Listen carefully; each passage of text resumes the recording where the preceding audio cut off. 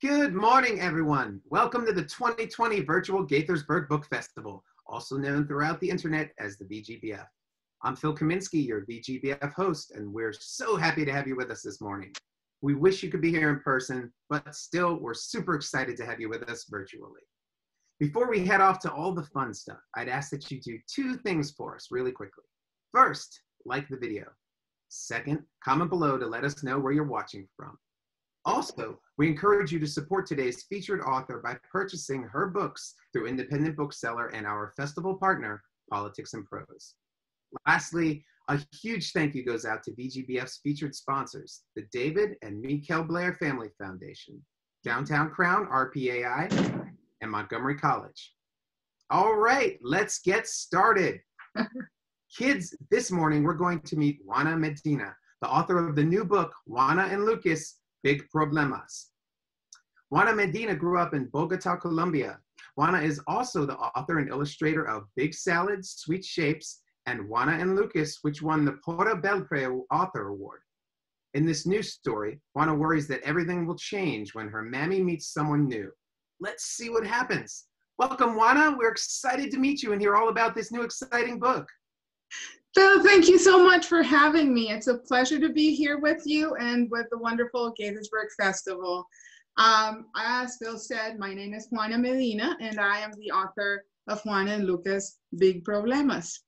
I want to share with you today a little bit about this book, and perhaps afterwards we can draw together. So I will start by reading the first chapter of the book. Some of you might be familiar with my work. I have Juana and Lucas here, which was the first book in the series. But if you haven't read this book yet, it doesn't matter. You don't have to read it first. You can start by the second. And the third one is coming out next year. So it doesn't matter. They don't have to be read in order. This is the first chapter of Juana and Lucas, Big Problemas. Chapter 1. My name is Juana, and I live in Bogota, Colombia, with my two most favorite people in the world, Mami and my dog, Lucas. I should say there's a little bit of Spanish peppered throughout the book. I think you as the readers, whether you know Spanish or not, I'm sure you can figure it out.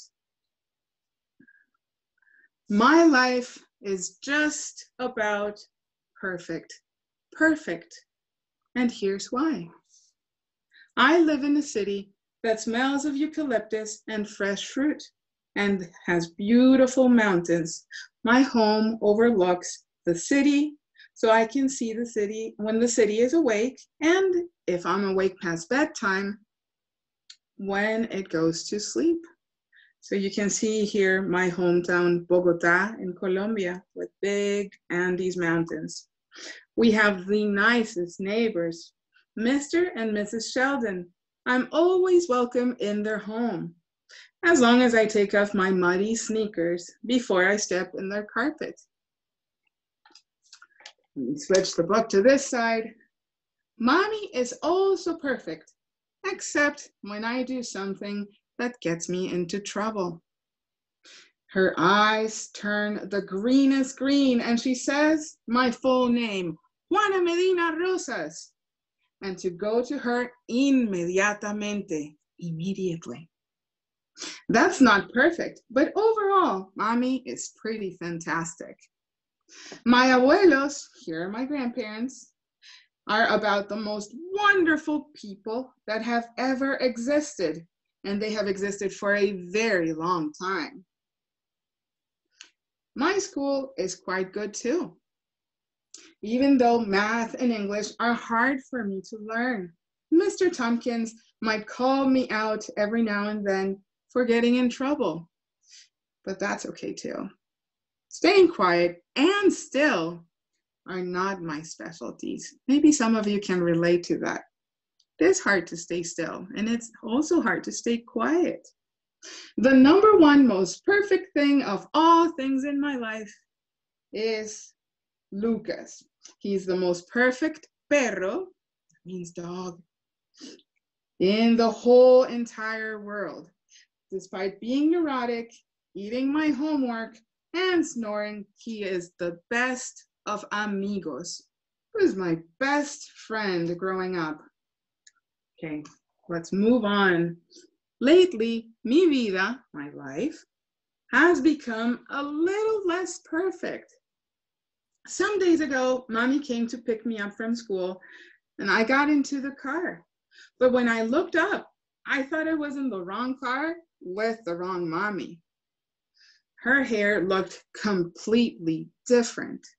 Mommy's old hair was excellent. That's the truth. So I told her I liked her old hair way better. She wasn't too happy about my comments. That's when I knew I was in the right car and with the right mommy. Just not the right hairdo. I don't know why she had to fluff it and fancy it up. Maybe that has happened to some of you. You get in the car and you don't recognize who's picking you up. Hopefully not. Maybe it's just their new hairdo, right? Mommy, here's my mom with her fluffed up hair. Mommy has been changing other things around too. For example, she's been wearing more perfume and singing more canciones and wearing more lipstick. I think her perfume is nice, but not so nice that she should wear a lot of it. Also, it makes Lucas sneeze. You can see Lucas here. He's about to sneeze. Let me see, I got lost. Lipstick might be fun, but it also means that getting ready to go anywhere takes longer. I think it's best when it doesn't take so long, especially when mommy's supposed to be bringing me to my abuelos or to Pitis. So as you can see, there's my mom putting on lipstick. She's taking her sweet time doing so. There's my puppy, Lucas. I'm worried about him sneezing. And it seems like Juana is right there, not that happy to have to be waiting. As you might have gathered already, the book is called Juana Lucas, and my name is Juana, and we already know Lucas is a dog. So these books are based on some things that happened to me when I was a kid. Let's keep reading. Chapter 2. I love spending time with Piti. Lately, I've been visiting her a lot. Piti is my abuelo's sister. Her real name is Cecilia, but we all call her Piti because it's shorter. There are many things I like about spending time with Piti. Let me move the book around so it's a little bit easier for you and me to see what's going on. And here, okay, so there are many things that I like about spending time with Piti, many things. And here are a few. She enjoys doing things more than just sitting and talking about things. So we do things together, like taking walks. Piti loves nature. I also like that she is a great swimmer. She swims every morning without fail. She loves dogs as much as I do, so it's easy for her to understand how important Lucas is to me. I get to tell her my stories. That's always exciting. Piti is a fantastic cook and baker. She makes the most delicious ajiaco, which is my favorite soup of all soups. Some of you might know ajiaco, and perhaps some of you are Colombian and know the ajiaco I'm talking about. Some of you might be Cuban and have heard of a different type of ajiaco, or from somewhere else in the world and still know a different soup called ajiaco. This is the type of ajiaco I grew up eating. It's a big and delicious creamy soup. So I'm going to tell you why I love ajiaco so much. Ajiaco is my favorite soup. Favorite. And here's why. Ajiaco is a creamy soup made with many types of potatoes. Some are soft and become liquid. Some are hard and stay in chopped pieces, even after hours of boiling on the stovetop. Ajiaco also has maíz. The cob can be hard to fish out of the soup, and the big salty kernels can make a splashy mess. It has capers, which are light green polka dots in a sea of creamy potatoes. There is always a sweet slice of fresh avocado sitting like a canoe on top of the soup. Chicken and sour cream and herbs make the soup not only taste delicious, but smell fantastic. Eating ajiaco is like giving my tummy a warm hug. I hope many of you get a chance to eat ajiaco, perhaps not during the summer, but later on during the year. The book goes on, as you can see, there's chapter 3 and 4 and 5, but I'll let you read that when you get a chance to read the book. I thought perhaps since we already read, we could draw for a little bit. So I will wait for a second while you gather a piece of paper and a pen or a pencil so that we can draw. And I will meanwhile switch my screen so that you can see me drawing. So here we go. I'm gonna switch to whiteboard so that you can see the board. I'm gonna move this camera up and I'm going to start drawing here. Many of you might have been drawing quite a bit as you have to stay at home. Perhaps some of you are just getting started and trying to find new activities. I hope the grown-ups that are sharing time with you can help you draw and find new materials to work. If you're still looking for pen and paper or pencil and paper to draw, I'm just going to start drawing Juana sitting right here. There we go. Always with a barrette. Here are the ears, the face, and perhaps we can draw the arms right here. There's one hand. Here's the other. And she's holding a rather small book. Sitting crisscross applesauce. My favorite ways to sit down and read. And I'm going to draw the lines on the shirt.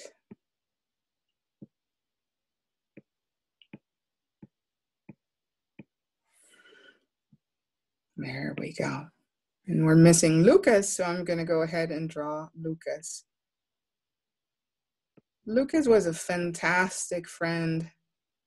I don't know if many of you are lucky to have pets or animals that live close by that you consider good friends, but they're always good company, right? Here's my pup. Lucas, because I'm much older now, is no longer with me, but now I have a dear dog friend called Rosie. Keeps me company many, many times while I work. So there, as you can see, are Juana right here and Lucas right here. There's Juana. I'm gonna erase this drawing, clear my drawing, so that we can all draw together if your materials are ready.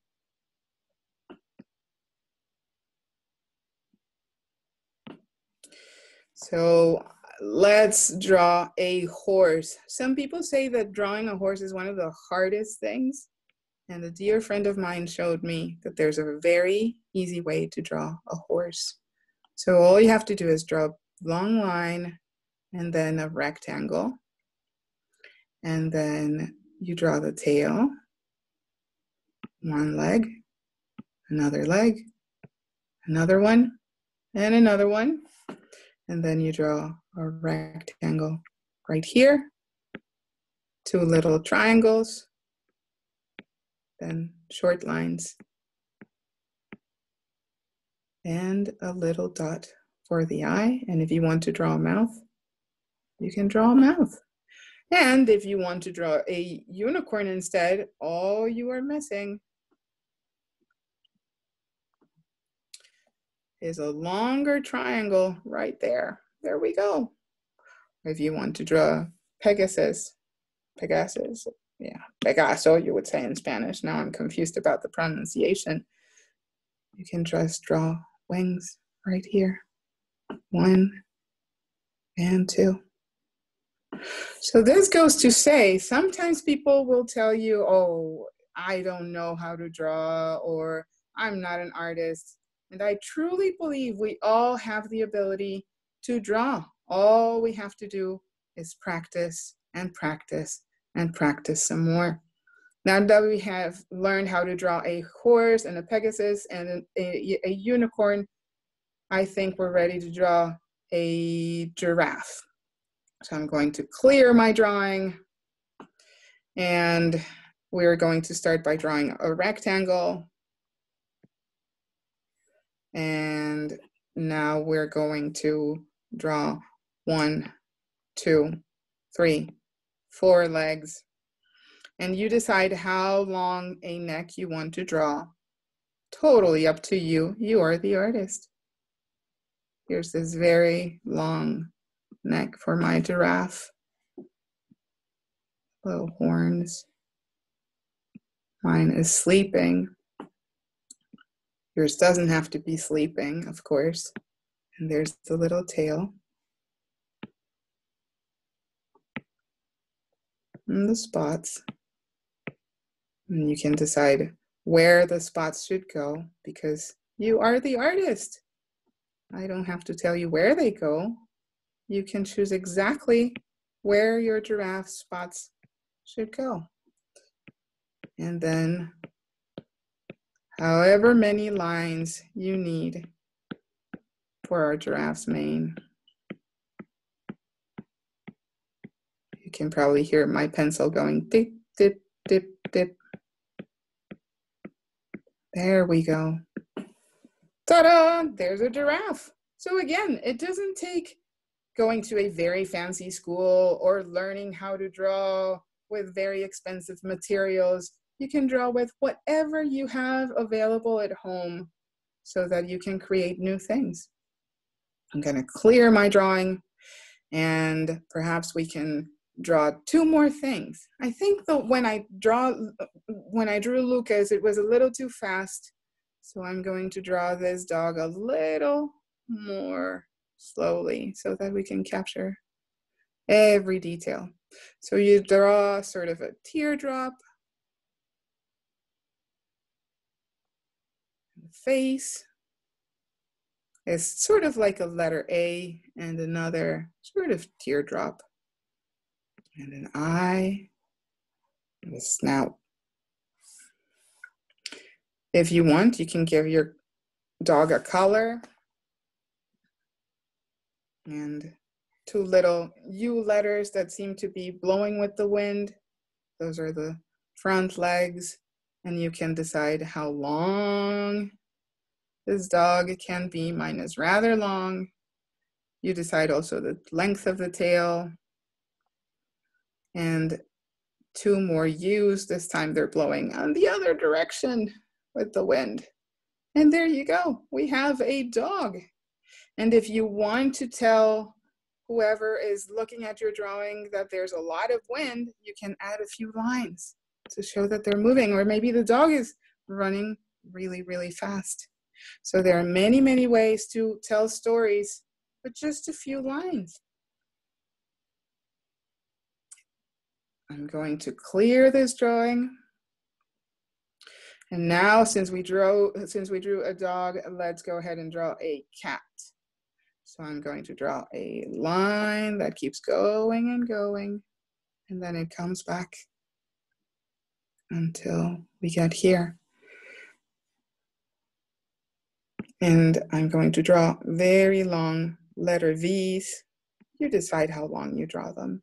They don't have to be just like the ones I'm drawing. And there's the cat's belly. And another V or U, you decide as the artist. And then we're going to do 2 V's that are smaller, much smaller than the legs. Although if you want to make them longer, that's perfectly fine. And then we close this shape and we draw a face. Again, your cat can be sleeping or smiling, or it could be a ferocious cat. You can give it a color or not, stripes, or anything you fancy. Again, you are the artist.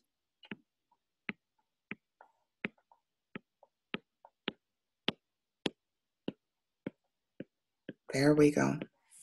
There's another cat.